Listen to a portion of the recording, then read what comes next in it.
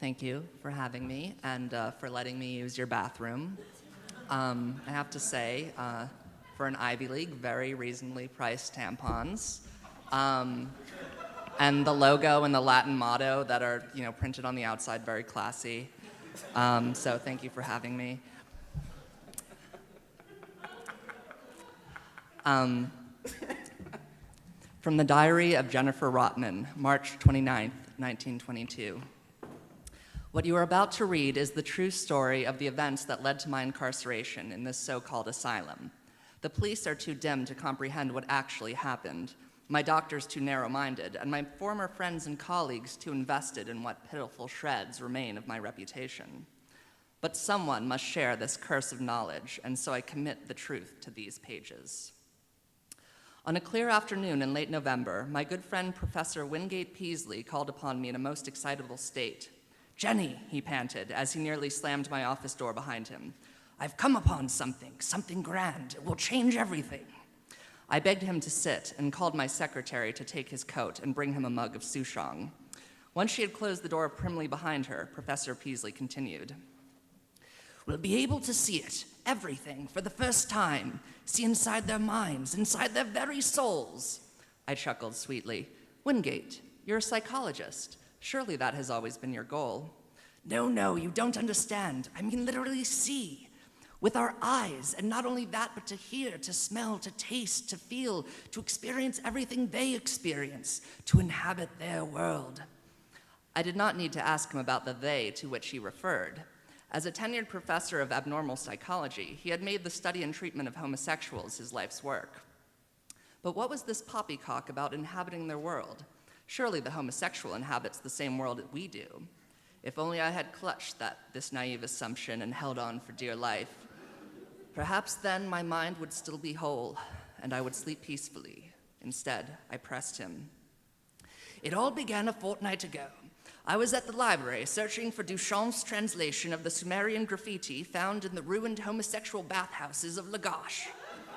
"Of course," I interjected, "for your researches into the Proto-Babylonian loincloth code." "Yes, quite," continued Peaslee. "Having some difficulty, I inquired with Professor Wilmoth, who directed me to the desired tome. As I sat in my plush leather chair in the dimly lit library, I found myself growing drowsy and drifted into a deep sleep. There I had the most wonderful, terrible dream. Indescribable pinks and fuchsias swirled above a city of strange, glittery beings, all of whom laughed and twirled maniacally to the unnerving beat of an otherworldly music. Just as I began to explore this fantastic city, I was awoken by a great slamming, and I blinkingly beheld a package on the desk before me. I opened it, discovering to my horror that it was none other than the Necronomicon. Here I shuddered. The Necronomicon has the dubious honor of being the prize of the university's occult collection and the center of more than a few dark rumors surrounding deaths, early retirements, and brilliant minds gone insane. I opened the book to the page marked by its ribbon, which they say is made of human skin flensed from the flesh of its mad author. It took me a moment to realize what I was reading. A description of a machine used by the temple priests of Lagash to commune with an alien world, a world of strange swirling colors and glittering beings and ungodly music. "Wingate," I chose my words carefully, "you are one of my oldest, dearest friends, but you are speaking madness." "Am I? Then explain, Jennifer. When I showed Professor Wilmoth the passage, why did the color drain from his face? Why did he stammer that, though he had read that very copy of the Necronomicon dozens of times, he had never seen that page before that night?" I swallowed. Peaslee's story had pushed my scientific curiosity past the tipping point. I knew then that I was a helpless thrall of his mania. "Why tell me," I asked, "about your dream, about the Necronomicon, about the machine?" "Because," he grinned almost maliciously, "you're going to help me build it." Constructing a working apparatus based on faded diagrams and incantations in a 6,000-year-old book turned out to be no easy task, even for me. Without hyperbole or braggadocio, I need to get like a check on that. Is it braggadocio? Yeah? Yeah, definitely. Okay, thanks. I got you covered.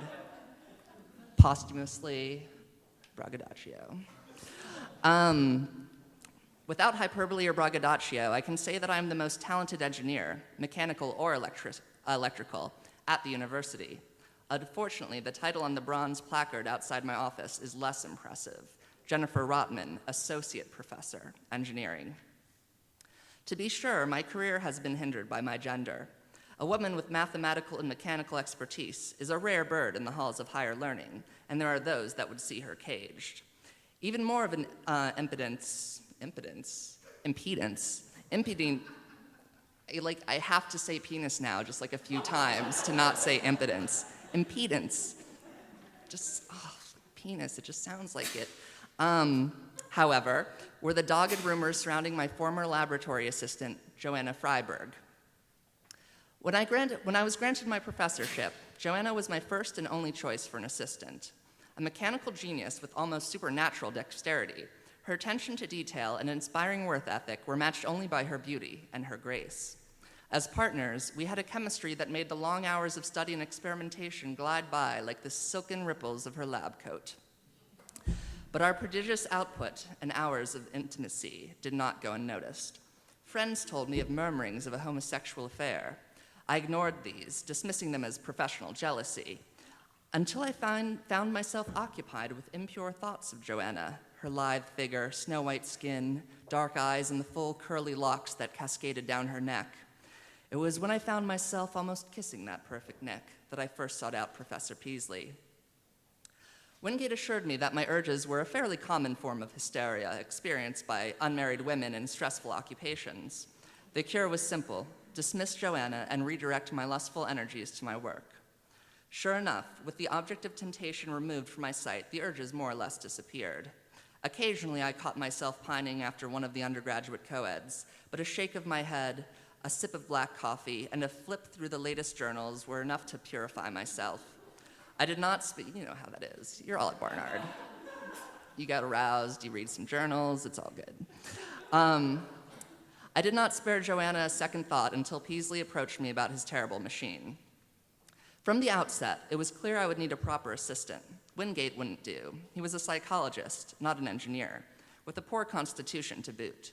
I needed someone young, strong, with capable hands and discretion. Our experiment was to be unorthodox, and we did not want the harsh glare of peer scrutiny until we were ready to present our findings. Joanna had been crushed by her dismissal. The poor girl had wept and promised me anything, if only I would take her back, and it was time to hold her to that promise. I approached her, made my offer, and she quickly consented to my stipulation of absolute silence regarding our unwholesome project. Thenceforth, Wingate, Joanna, and myself devoted every spare moment to study and experimentation in the abandoned barn we had purchased for our workshop. But try as we might, we could not transfigure the ancient words into a workable schematic, and we spent more than 2 weeks banging our heads against the proverbial wall. If anyone else needs to cough, I'm gonna sip a little more water, so like cough or fart or whatever. All of that changed when, after an exhausting evening of fruitless labor, Peaslee went home to his wife, while Joanna and I, unencumbered by marital duties, decided the full moon and a fresh pot of coffee might be just the things to inspire a breakthrough. But the only thing the moonlight inspired, as it filtered through the rain-warped rafters and danced on Joanna's pale skin, was lust. And the coffee only made our hands tremble as we unfastened each other's clothing. My mind was racked with guilt, but my body was racked with pleasure. As we cried out in mutual rapture, we were shocked to discover that our words took the shape of technical instructions. Quickly, we disengaged from each other and copied down the words we had screamed. We stayed up until dawn, engaging in acts of engineering and tribation not seen on Earth in 6,000 years. When Peaslee saw our work the next day, he did not question us when we suggested that perhaps it would be best if we henceforth worked alone. A month later, the device was ready to test. On a blustery evening in late December, we gathered in our fur overcoats, clipboards in hand, ready to embark on a sensory journey to the perverted mind of the homosexual. Had I known then the depths of horror to which I was to descend that night, I would have burned the whole blasted contraption along with the cursed barn that housed it. At the stroke of midnight, I was given the honor of throwing the great switch. At first, none of us detected anything but a low humming. Then, an eerie pinkish light began to emanate, not from the machine, but from the very air. Suddenly, Wingate cried out, "My God, your skin, it's twinkling, yes, glittering almost." Joanna and I looked at each other. Sure enough, our features melted into a bright, glittery silhouette, and that's when the barn faded from view. Wingate, Joanna, and I were transported to a city of great festive spires. As far as the eye could see it stretched, rainbow-colored edifices and streets of impossible design and gay aspect. The residents of the city twinkled like Joanna and myself and rode blinding white unicorns. Everything seemed to move to the rhythm of a wondrous music, and it was all I could do to restrain myself from joining the swirling crowds. Behind me, I could hear Wingate furiously jotting down notes. Then the shrieking began. The unicorns reared. Their riders gestured towards Peasley. We turned to him, and I heard a primal scream escape my lungs. Where my old friend had stood was a demon, a formless hellspawn too horrible to behold. Joanna fainted. I turned away, groping for the machine. Stumbling into it, I shoved my sturdy clipboard into its mighty gears. The humming died, the spires faded away, and the pinkish light disappeared from the firmament. I looked back at Peasley. That's when I lost consciousness. The doctors here say that I am delusional, that I have suffered an emotional breakdown over the murder of my old friend, of which they so adamantly accuse me. But I know they lie. I pray every day for the hour when I'm allowed to leave their interrogations and return to my solitary cell. There, at least, I do not have to gaze upon their faces. Oh, God, their faces. For you see, that machine opened my eyes to the true and hideous form of the heterosexual. I pray now for the companionship of one like myself, for Joanna, but she has not come to visit, and they will not tell me where she is. Last week, a careless orderly dropped a newspaper into the wastebasket, and I was able to read it without being noticed. Inside was an account of that fateful night. When the police arrived at the barn, Peasley was dead, gored in the chest with some sort of horn which was never found. I was unconscious, and Joanna was missing, as was the machine, which the doctors tell me never existed. Why, then, did they find my clipboard crushed, as if by gears? Woo!